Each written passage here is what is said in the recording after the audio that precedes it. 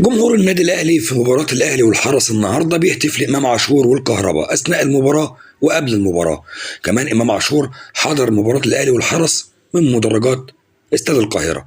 وكمان بعد المباراه امام عاشور راح الكهرباء خده ونزل بيه للجمهور، والجمهور بدا يهتف له. هنسمع دلوقتي سوا الجمهور بيقول ايه لكهرباء والامام عاشور والمرتضى منصور نفسه. السلام عليكم.